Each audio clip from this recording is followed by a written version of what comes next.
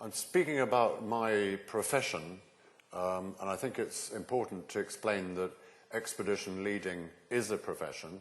Lots of people misguidedly think, especially sort of cynical people, and you look quite a cynical lot, they think that we are mostly sort of playboys or playgirls who have too much money, and every now and again we get bored with life and therefore go off to remote places with groups of weird people. This is not the case. The only motivation I've got for doing it always has been to pay the gas bill. So that's what we're doing it for. When I talk about we over the next hour or so, I'm talking about a group of 52 people, that's us, who for nearly 40 years, nearly all of them, come from 9 different countries. The only thing which we've all got in common is that I never pay anybody anything at any time. So the motivation for doing it is definitely not financial. The sorts of things that we've been doing since the 1960s, 70s, 80s, 90s, and even into this decade, is to try to beat our rivals from other countries at the remaining physical challenges, the geographical goals. For instance, trying to be first to cross the Antarctic continent, which is far bigger than China and India stuffed together, but which has no Tesco's en route. So this is why we have an admin problem, which is a good thing, because it meant that nobody else has been able to do it. It's difficult now more than it was to be first at doing these things, because particularly in the polar regions, there are only 2 poles, and this number is not about to increase in the near future. So it's a rat race between the polar groups in the different countries. The aim is to get there first. When you get there, stick your flag there before anybody else sticks theirs in the same place, especially the French. And I would say, if we have been any good at doing this over these years, it is probably due to the selection of the people for the teams. And I used to try and keep this to myself.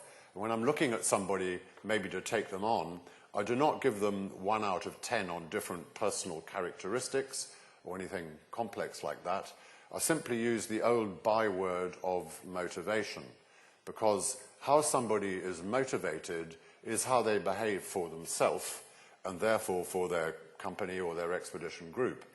So I need, before interviewing, a very clear definition of motivation. I don't know if any of you remember Anthony Clare, the Irish psychologist, Radio 4, died recently. Anyway, he was asked to define motivation in a single sentence.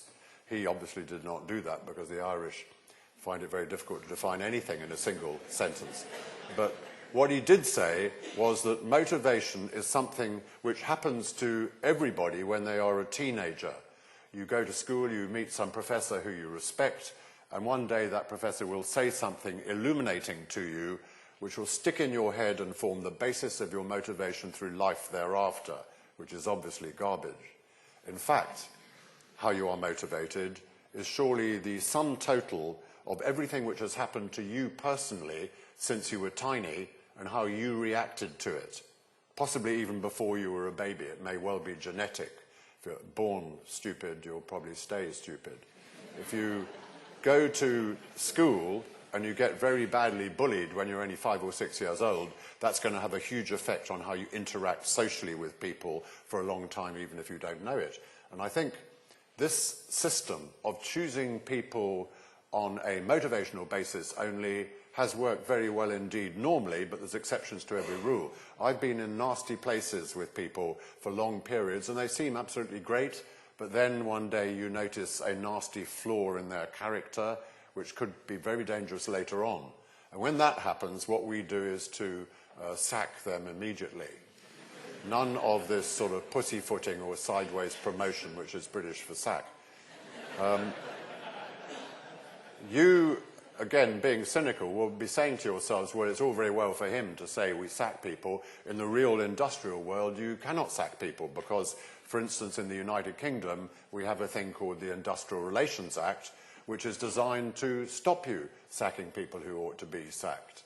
We have, in Antarctica, a far worse problem, which is you can sack them, but you cannot get rid of them.